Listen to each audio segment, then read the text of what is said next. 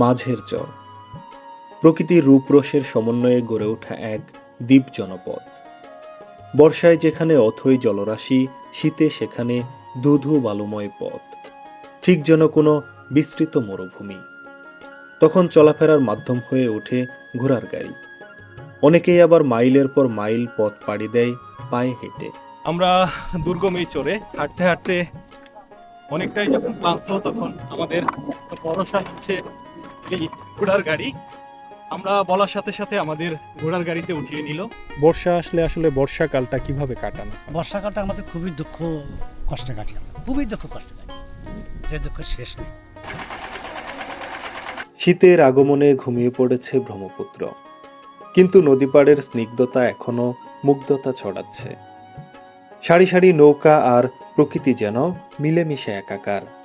তীব্র শীতকে উপেক্ষা করে মাছ ধরতে নেমে গেছে একদল জেলে। শীতকে হার মানিয়েছে তাদের জীবিকার তাগিদ। মরুময় পথে ছুটছেন কয়েকজন নারী। ওপার থেকে তারা নৌকা মিস করেছে, তাই তো এপাশে এসে নৌকা ধরার আপ্রাণ চেষ্টা। একবার নৌকা মিস করা মানে আরো 2 ঘন্টার অপেক্ষা। নদীপাড়ের জীবনে রয়েছে নানা প্রতিবন্ধকতা। এই মানুষগুলোকে সংগ্রাম করতে হয় নানা প্রতিকূলতার সাথে। অবশেষে তারা নৌকা ধরতে পেরেছে। ওপাশে এই মানুষগুলো যাচ্ছে ঘাস কাটার জন্য। চোরের পুরুষের পাশাপাশি নারীরাও সমান হারে পরিশ্রম করে একটি সংসার বাঁচিয়ে রাখার জন্য। তাই তো এই মানুষগুলোকে প্রতিনিয়ত ছুটতে হয় এই চর থেকে ওই চরে। যাত্রীগুলো উঠে পড়ার সাথে সাথে আবারও এগিয়ে চলছে আমাদের খেয়া নৌকা। শান্ত ব্রহ্মপুত্র। শান্ত ব্রহ্মপুত্রের বুকে দ্রুত গতিতে ছুটছে আমাদের নৌকা। যেতে যেতে এপারের চরগুলোতে নেমে যাচ্ছে যাত্রীরা। কি এক ভয়ঙ্কর যাত্রা! একটু এদিক থেকে সেদিক হলেই ঘটে যেতে পারে বড় কোনো বিপদ। কোন ক্লাসে পড়ো? মাদ্রাসায়, নার্সারিতে? এখন কোথায় জাদুবাড়ি যাইতেছ? এখান থেকে আপনাদের কুড়িগ্রাম যেতে কেমন সময় লাগে? খুব কষ্ট, খুব 3 ঘন্টা সময় লাগে। এখান থেকে কুড়িগ্রাম যেতে 3 ঘন্টা সময় 3 লাগে। ঘন্টা সময় লাগে। ডাকাতের ভয়, ইয়ার ভয়, এলে আমরা খুব ইয়ার মধ্যে আছি, খুব দুর্ভোগের মধ্যে আছি। নৌকা থামলো আরো একটি ঘাটে। এই ঘাটেও নেমে গেল বেশ কিছু যাত্রী। নদীর পানি কমে যাওয়ায় নৌকা থেকে তীরে উঠতে পোহাতে হয় বেশ বেগ। চলতে থাকলো নৌকা। এবার আমাদের সামনে দৃশ্যমান হলো ভাঙনের চিত্র। নদীর পানি কমে যাওয়ার সাথে সাথে ভাঙনের ক্ষত এখন অনেকটাই স্পষ্ট। দেখতে দেখতে চলে এলাম ভেলামারি ঘাটে। এই নৌকার গন্তব্য এই ঘাট পর্যন্ত, তাই আমাদের নেমে যেতে হবে এই ঘাটেই। এখান থেকে 3 কিলোমিটার রাস্তা পায়ে হেঁটে আমাদের পৌঁছতে হবে মাঝের চরে, ব্রহ্মপুত্রের দুর্গম এক চর, যার চারপাশেই ব্রহ্মপুত্র দ্বারা বেষ্টিত। নৌকা থামার সাথে সাথে আমাদের সাথে যারা এসেছিল তারা নেমে যাচ্ছে এক এক করে। নিজেদের সাথে আনা মালপত্র, ব্যাগ এগুলোও নামাচ্ছে নৌকা থেকে। চরের এই মানুষগুলোর যাত্রা কিন্তু এখানেই শেষ নয়। এই মানুষগুলোকে পাড়ি দিতে হবে দুর্গম বালুময় পথ। মাইলের পর মাইল হেঁটে পৌঁছতে হবে নিজের বসত বাড়িতে। নদীর পানি যখন কমে যায় তখন এই মানুষগুলোর একমাত্র বাহন ঘোড়ার গাড়ি। ঘোড়ার গাড়িতে করে তারা বিভিন্ন ধরনের মাল ঘাটে ওঠানামা করায়। ঘোড়ার গাড়ি আর নৌকার উপর নির্ভর করে এই মানুষগুলোর সারা বছরের কর্মযজ্ঞ চলে। এই যে ভাইটি ধান কেটে এনে ওঠাচ্ছে নিজের নৌকায়। নৌকায় করে পাড়ি দিবে ব্রহ্মপুত্র, নিবে তার ওপারের বসত বাড়িতে। এভাবেই চরের মানুষগুলোকে বছরের প্রত্যেকটা ঋতুর সাথে যুদ্ধ করতে হয়। চরের মানুষের এক প্রচলিত কথা, শুকনোয় পাও আর বর্ষায় নাও, এই দুয়ে মিলেই চর জীবন। ভেলামারি চরের ঘাটে নামার পর আমরা ব্রহ্মপুত্র নদের পাড় ধরে এগিয়ে চলছি দুর্গম এক বসতির দিকে।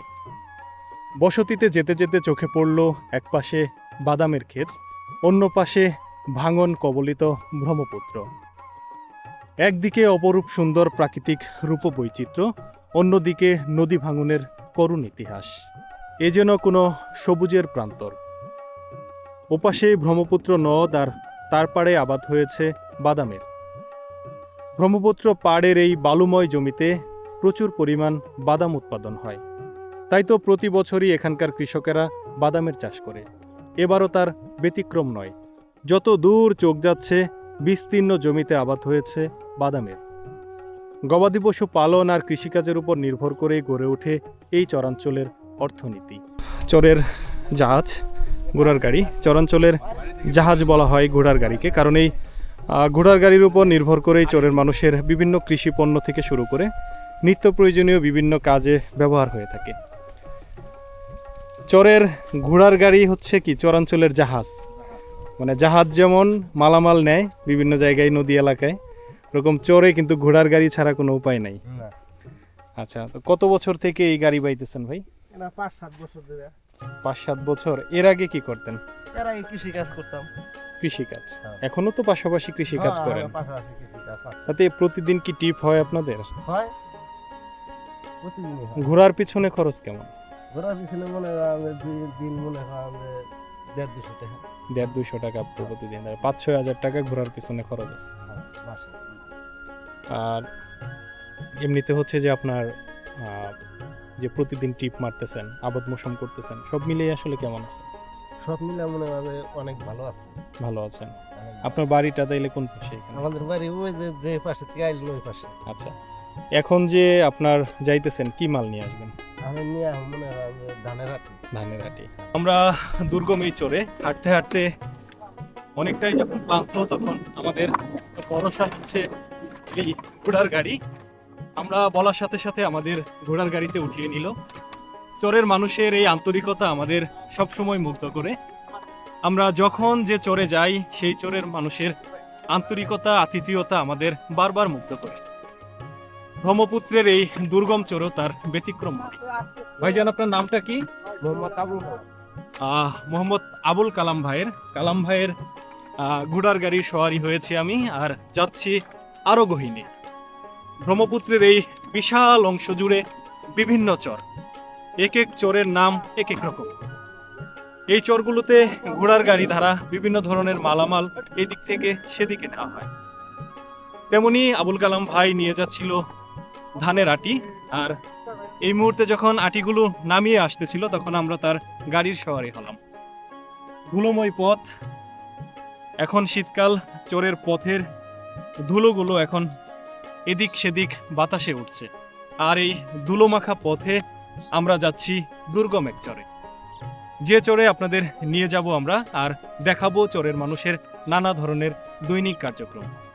চরের মানুষেরা সকাল থেকে সন্ধ্যা কিভাবে অতিক্রম করে তা দেখাবো আজকের এই ভিডিওতে।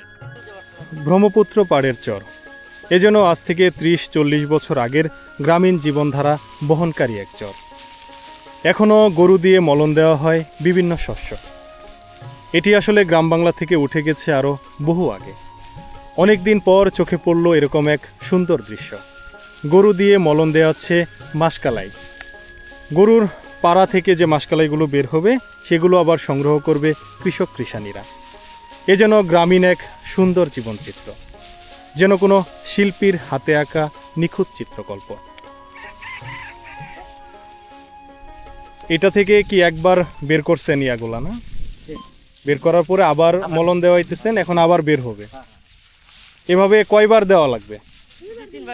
2-3 বার দিলেই হয়। এক সময় তো বলদ ছিল এগুলা দেওয়ার জন্য, এখন তো আর বলদ নাই। গহীন চরে বসতি গড়েছে স্বপ্নবাজ মানুষেরা। একদমই গ্রামীণ জীবনধারা, গ্রামীণ জীবনযাপনের যে উপসর্গগুলো সে তার সব কিছুই এখানে রয়েছে। এই যে চরের বাড়িটি একদমই সাদামাটা, চারপাশে ধুধু ফসলি জমি, আর তার থেকে আরেকটু দূরে ব্রহ্মপুত্র নদ। ব্রহ্মপুত্র নদের পাড়েই বসতি গড়েছে এই স্বপ্নবাজ মানুষেরা। চাচি, এখানে কয়জন থাকেন আপনারা? 3 জন। আপনারা 2 জন এই বাড়িতে? ও, পরিবারে 3 জন না? আপনি আর কে কে? আর 3 জনই। মেয়ে নাই আপনার? ও আচ্ছা আচ্ছা। কোথায়, চরেই নাকি দূরে? আচ্ছা, আপনাদের কি ওই পারে তো বাড়ি আছে নাকি? এখন একবারে এসে পড়ছেন। এই যে আপনার বাড়িটা, হ্যাঁ, সাজানো গুছানো ছিমছাম, কিন্তু কোনো গাছপালা নাই। যখন গরমকাল তখন কি গরম লাগে?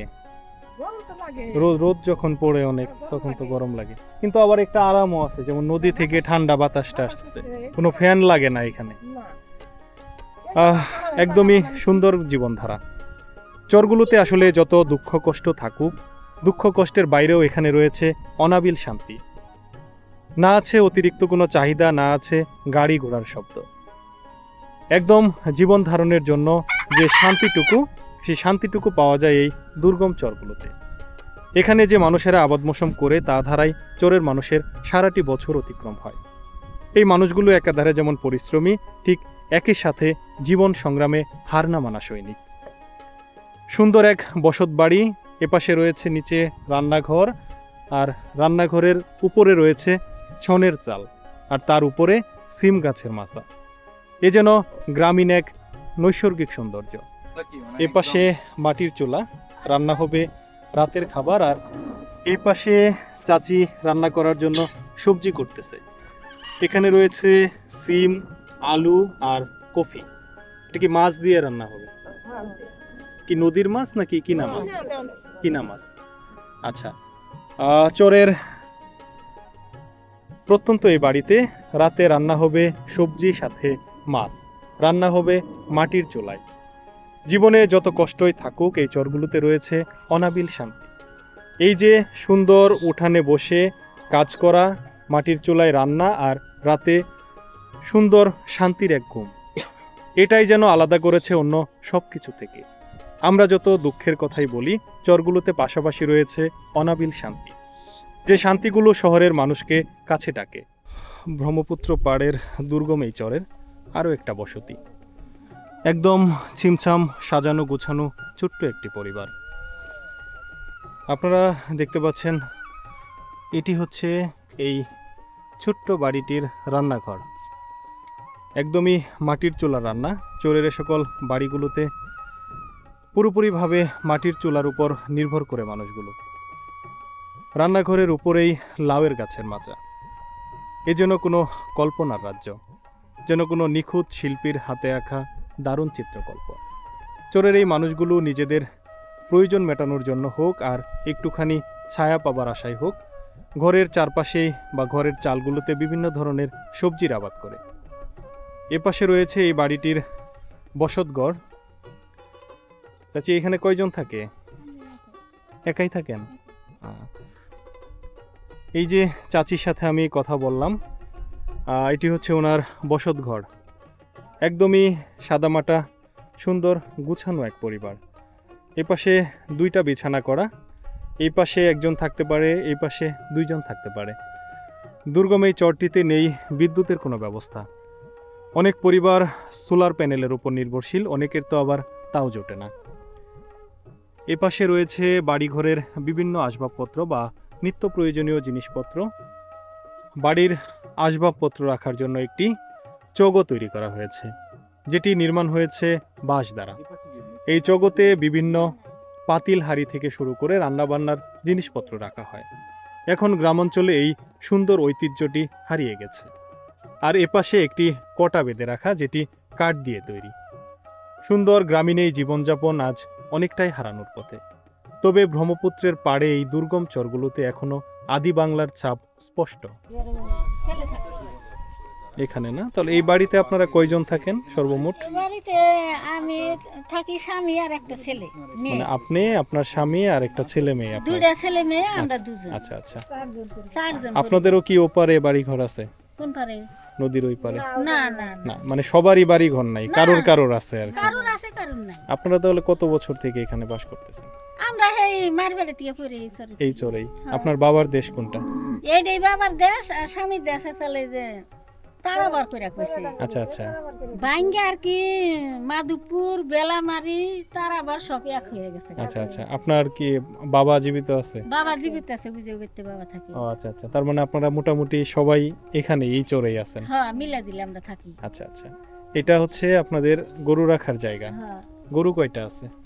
গরু তো নিজের গরু নাই, দাম ধরে নিতে দিবে। আচ্ছা আচ্ছা, গরু নেই। মানে এটা কি ওই যে আদি আদি করে নিছেন? আদি আদি আচ্ছা। আদি। তাহলে এইখানেও আদিটা চলে না? হ্যাঁ হ্যাঁ, দাম ধরে যে গরু খালি 3 ভাগ করে, 2 ভাগ হলো গরু আলার আর 1 ভাগ হলো গরু আলার, 2 ভাগ আমরা নেই। মেলাটা খিলার নাগে কিন্তু পোষায় এইভাবে? পোষায়। পোষায় যে না? নেয় তার পোষা 3 হলি একটা সমান সমান হার ভাগ করে দেন। তাহলে আপনার ছাগল কয়টা এখন? আমার ছাগল এখানে আছে 8টা। যে কাচি নিছেন হয়তো বা ঘাস কাটার জন্য, হ্যাঁ, হ্যাঁ? ছাগলের কি দেখাশোনা আপনি একাই করেন? আমি একাই করি। আর ভাই কি করে? আপা অনেক পরিশ্রমী হে মানুষ। যে ব্যবসা করে, হে মনকানজন বয়স্ক হয়ে গেছে, হে মনকানজন চলা হাত তুই না কি আগে ইয়া করছিস না? প্যারালাইসিস হয়েছে, বাতাস লাগছাল হানি হয়েছে, এর জন্য হে মনকানজন পঙ্গুর ইয়েতে আছে।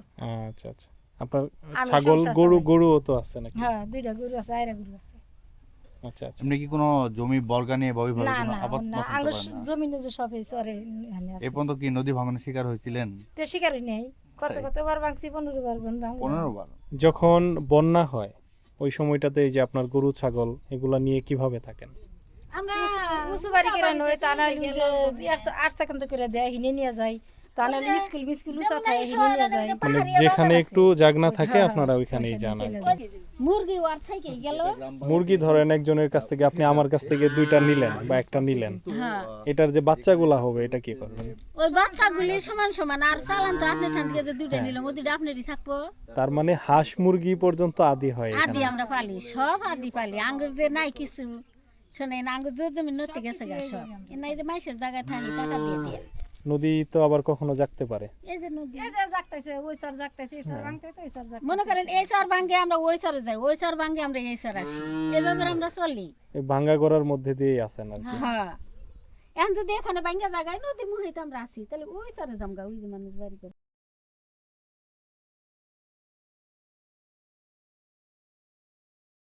আমাদের নদীঘর বাড়িঘর ভাঙ্গিয়া চুরিয়া এমন অবস্থা, আমরা এখন বাঁচি না এরম ভাব। কিন্তু তারপরে আল্লাহ ওই যে চরচারি কিছু ওঠে, নামাজ ফাত করে খাওয়া বাঁচি। তো এরকম করে কতগুলা ভাঙ্গা দিছেন আপনার এই জীবনে? আমার বয়সে মেলা ভাঙ্গা দিছি কাকু, কিরকম হবে? মনে 10-15 বার ভাঙছি আমার বয়সে। এই চরটাতে আছেন কত বছর থেকে? এই চরটা অল্প, এই 7-8 বছর মানে হয়েছে, নতুন চর। নতুন চর এটা। তাতে এখানে যে বসবাস করতেছেন হ্যাঁ। এমনিতে সবকিছু মিলায় ভালোই তো আছেন নাকি? হ্যাঁ, মোটামুটি আল্লাহ দিলি এখন মনে গেল আপনার আল্লাহর দোয়া আশীর্বাদে আছি, মোটামুটি ভালোই আছি। এই যে যাতায়াতের ব্যবস্থা দেখতেছি তো এখান থেকে যাতায়াতের ব্যবস্থা খুব খুবই খারাপ। বিশৃঙ্খলা। মনে করেন যে একটা খাওয়ার নাও আছে, মনে করেন টাইম টু টাইম আসবো, একটার সময় ছিল আবার 3টার সময় আসবে। কারণ আমাদের যতই জুলুম হোক, যদি আমাদের একজন লোক মারাও যায়, মরাও নয়, যাওয়ার জন্য নেই, 3টা পর্যন্ত থাকতে মানে হবে। 3টার আগে যদি কেউ মারা যায় এরপরও এখান থেকে আর যাওয়ার যেতে পারবে জন্য না। যাওয়ার ক্ষমতা নেই। কাকার বাড়ি কি এখানেই? না, কোথায়? উপর ওপারে? মানে তাহলে কি আবাদ করছেন এই পারে? এপারে আবাদ করছি। নিজস্ব জায়গা? হ্যাঁ, নিজস্ব জায়গা। এখন কি এগুলা ওই পারে নিয়ে যাবেন? হ্যাঁ, ওই পারে নিয়ে যাবো, খেয়া নৌকায়? খাওয়ার লোক আছে।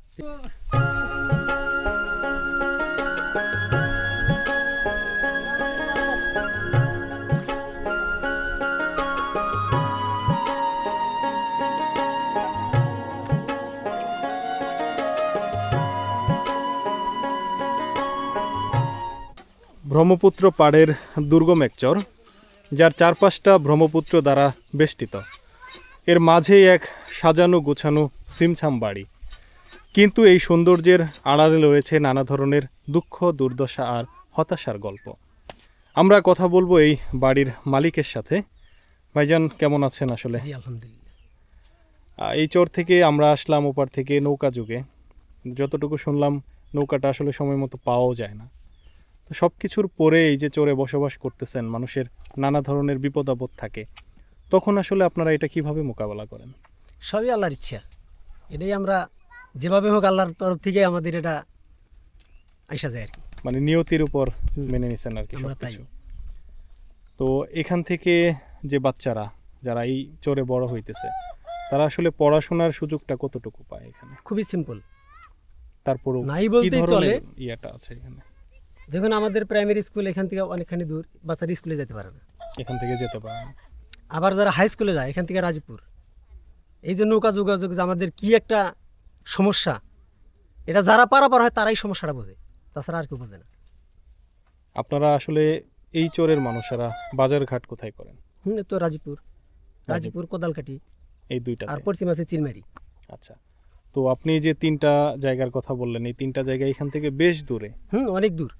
তো হঠাৎ করে আপনার বাড়িতে কোনো মেহমান আসলো বা অন্য কোনো প্রয়োজন হলো, তখন তো হাটবার ছাড়া আসলে কোনো উপায় নেই।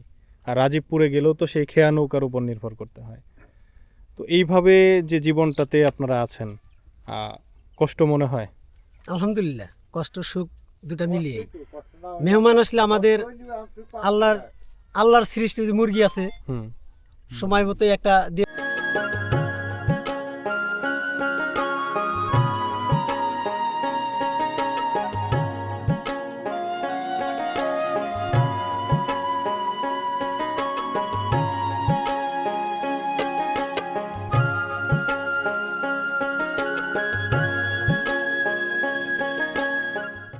ব্রহ্মপুত্র পাড়ের উর্বর জমিতে মাসকালাই, বাদাম সহ বিভিন্ন ধরনের ফসলের আবাদ হয়।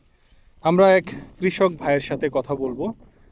ভাইজান, আসসালামু আলাইকুম, কেমন আছেন?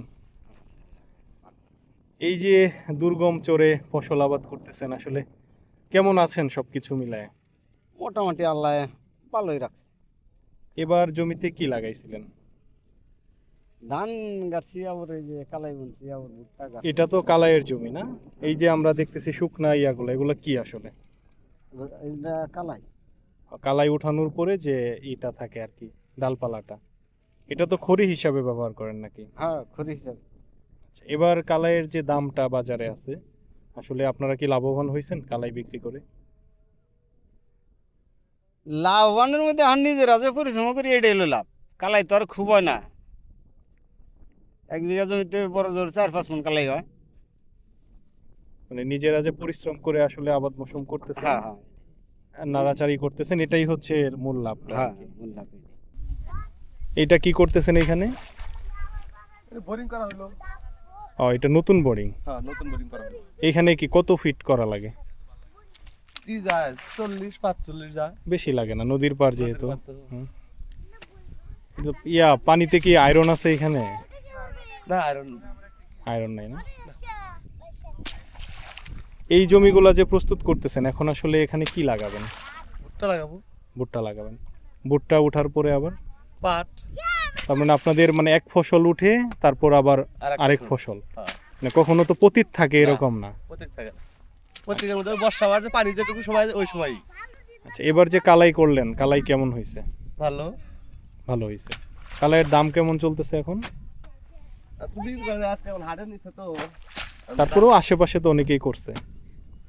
কত টাকা হচ্ছে? 4000-4200। গতবারের থেকে কম না বেশি? বেশি। এবার দাম ভালো। হ্যাঁ। 6টা?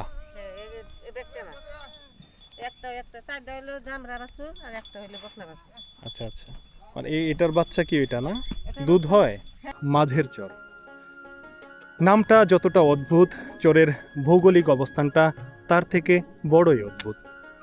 মাঝের চর, চারপাশে ব্রহ্মপুত্র দ্বারা বেষ্টিত এক চর, মাঝখানে ছিন্নমূল কিছু মানুষের বসতি। চারপাশের বিভিন্ন চর থেকে নদী ভাঙনের শিকার হয়ে যারা আশ্রয়ের জন্য খুঁজছিল জায়গা, এরকম কিছু মানুষদের নিয়েই গঠিত এই মাঝের চর। এই চরের পরিবেশ, চরের মানুষের আতিথেয়তা, চরের দৈনন্দিন কার্যক্রম সবকিছুই আমাদের দারুণভাবে মুগ্ধ করছে। একটু আগে আমরা ঘোড়ার গাড়িতে করে আসছিলাম দুর্গম এই বসতির দিকে। আস্তে আস্তে কথা হচ্ছিল চরের নানা বিষয় নিয়ে। এই মানুষগুলোকে যত কাছ থেকে দেখি, মানুষদের কথাবার্তা আমাদের সবসময় মুগ্ধ করে। কত সহজ সরল মানুষের জীবনযাপন, দুঃখ দুর্দশা বিভিন্ন সমস্যায় জর্জরিত এক জীবন। তবু এই মানুষগুলো হাসি মুখে কথা বলে। সহজ সরল চরের এই মানুষের জীবনযাপন আমাদের দারুণভাবে কাছে টানছে। আমরা যখন চরের পথে হাঁটছিলাম, তখন এক ভাই ধানের বোঝা নিয়ে এগিয়ে যাচ্ছিল। কত সংগ্রামী এক জীবন। বাড়িতে যে মেহমান এসে বললো, আরো খুশি হলাম, আরো খুশি। বিনা দাওয়াতের মেহমান। আসেন বাড়ি। আমরা তো আপনার কাকা ভালো আছেন না? আলহামদুলিল্লাহ। এদিকে কাকা, মানে কালাই এবছর কি পরিমাণ, কতটুকু জায়গার আবাদ করছিলেন? আবাদ করছিলাম বাবা মোটামুটি প্রায় বিঘাদের মতো, কিন্তু হয় নাই এবার। 1.5 বিঘার মতো। কালাই হয়নি মানে কালাই কাইতে গরু খাওয়ানোর ইয়া করছিলাম, খাওয়াবো মানে ইয়ে হয় না, মানে ওই ফল আসে নাই। ফল আসে নাই, থাকে না।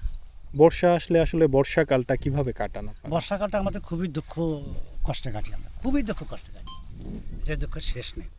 বর্ষায় যখন এদিকে কেমন পানি হয়, আমরা যে জায়গায় দাঁড়ায় আছি একবার কম, এই গত টার্মে পানি এখানে উঠছিল না আর কি, এখানে ওঠে নাই না এখানে ওঠেনি।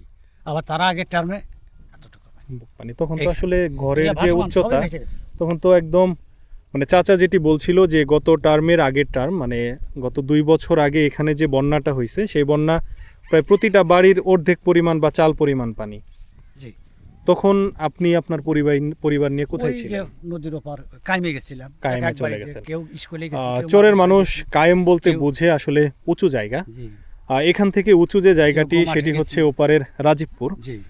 তো এই মানুষগুলো অতিরিক্ত বন্যা যখন হয় তখন সহায় সম্বল গরু দিশেহারা বাছুর হয়ে যায়। মানুষজন নিয়ে অনেকটাই দিশেহারা, তখন যে যার মতো আশ্রয় খুঁজে একটু কায়েম জায়গা বা উঁচু জায়গার। ব্রহ্মপুত্রের এই দুর্গম চরগুলোতে কতটা কষ্টে মানুষ বসবাস করে তা আসলে কাছ থেকে না দেখলে বোঝার উপায় নেই। ওয়ানে পড়া ওর কি মাদ্রাসা, নুরানি মাদ্রাসা নাকি স্কুল? স্কুল মাদ্রাসায় ভর্তি করে দিবি। তোমার নামটা কি বাবা তাহলে? সুবর্ণা। সুবর্ণা পড়ে ক্লাস 1-এ।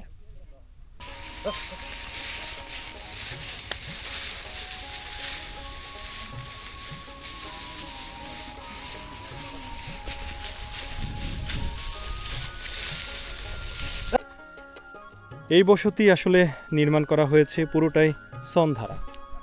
এই ঘরটির উপরে শুধু টিনের চাল আর চারপাশটাই হচ্ছে সন দ্বারা তৈরিকৃত। এখানে দেখতে পাচ্ছি কবুতরের বাসা।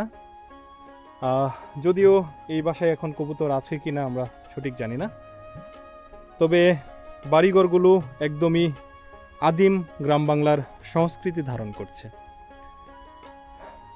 বাড়ির এপাশে রয়েছে পেঁপে গাছ। চোরের মানুষের যেহেতু বাজারঘাট করা অনেকটাই কষ্টসাধ্য ব্যাপার, তাই তো বাড়ির চারপাশেই শাকসবজি থেকে শুরু করে বিভিন্ন নিত্য প্রয়োজনীয় দ্রব্যের চাষ করে থাকে, যেন চাহিদা মেটানোর মতো সামগ্রীগুলো বাড়ির চারপাশ থেকেই সংগ্রহ করতে পারে। আমরা ছোট্ট এক গলি দিয়ে প্রবেশ করছি আরও একটি বাড়িতে। একটু আগে যে ভাইকে দেখছিলাম আসলে এটি তার বাড়ি। সুন্দর সাজানো গোছানো সিমসাম একটি পরিবার। এখানে খাঁচায় ধরে রাখা মুরগি। এ সকল গ্রাম বাংলাগুলোতে হাঁস মুরগি ধরার জন্য বাঁশ দ্বারা তৈরি করা এই ধরনের খাঁচা ব্যবহৃত হয়। সামনেই রয়েছে লাউয়ের মাচা। চোরের এই মানুষেরা নিজেদের প্রয়োজন মেটানো অথবা ছায়া পাবার আশা হোক, এই ধরনের লাউয়ের মাচাগুলো বাড়ির চারপাশেই লক্ষ্য করা যায়। এপাশে আউরি ঘর, যথারীতি আউরি ঘরের উপরেও রয়েছে শাকসবজির মাচা। আউরি ঘরের চারপাশে ঘোরাফেরা করছে মুরগি। হাঁস, মুরগি, গরু, ছাগল এই ধরনের গৃহপালিত পশুগুলো চোরের মানুষের নিত্যসঙ্গী। নিজেদের সামান্য প্রয়োজন আর অর্থ উপার্জনের জন্যই হোক, চোরের মানুষেরা প্রায় প্রত্যেকটি বাড়িতেই গৃহপালিত পশু লালন পালন করে। কৃষিকাজ এবং গৃহপালিত পশুর উপর নির্ভর করে গড়ে উঠেছে চোরের অর্থনীতি। আমরা এখন যে বাড়িতে, এখানে 2টি ঘর। একটি ঘর টিন দিয়ে নির্মিত থাকার জায়গা, আর পাশে রয়েছে আরও একটি সন দ্বারা তৈরি বসত ঘর। এই 2টি ঘরেই আসলে পরিবার থাকে, মানুষ থাকে। চোরের এক সুন্দর সাজানো গোছানো পরিবার। চোরে তো ভাই একটাই বাজার, না? বাজারটা কত বড় আসলে? মোটামুটি 10-15টা ঘর আছে। 10-15টা ঘর, মানে একদম যে নিজেদের নিত্য প্রয়োজনীয় জিনিসগুলো এগুলা পাওয়া যায়। কোনো হাট বসে? হাটে তরু তরকারি হয়তো বিকালবেলা একটু করে আসে, মানে প্রতিদিন বিকালে কেউ না কেউ নিয়ে বসে, কিন্তু ওইভাবে কোনো হাট নেই। আপনারা যে হাট বাজার করেন এটা মূলত কোথায় করেন? এই রাজীবপুর যাই, রাজীবপুর। আর ওই পাশে কোদালকাঠি যাই। এটা তো যাওয়াটা অনেক কষ্টসাধ্য ব্যাপার না আপা? এখান থেকে যে আপনারা বাজারে যান বা আপনার বাবা ভাই যারা বাজারে যায়, অনেক কষ্ট করে যাইতে হয়। কষ্ট করে তো নৌকাতে যেতে হয়, হাইটে যা লাগে। আপনারা সপ্তাহে একবার বাজার করেন? না, সপ্তাহে 2 দিন যাই আর কি, সুযোগ পেলে। আবার কত সপ্তাহে 1 দিন যাই। কিন্তু যখন যেমন এই যে ভুট্টা গাড়ার সময়, ভুট্টা কাটার সময়, তখন তো অনেক ব্যস্ততা। তখন তো মনে করেন যে 15 দিনে 1 দিন হাটে যেতে পারি না। হ্যাঁ, তখন তো হাট বাজারে যাওয়াই কঠিন ব্যাপার। হ্যাঁ। এই যে পাশে ব্রহ্মপুত্র, এখন মাছ কেমন পাওয়া যায়? মাছ তো আমরা মারার সময় পাই না, কাজের সময় পান না? তাই এবার আপনি মানে এই যে ভুট্টা অনেকেই করছে, এবার কি আপনি ভুট্টা চাষ করছেন? করছি। কতটুকু জায়গার উপর? আমি 40 বিঘা পর 3.5 বিঘার মতো করে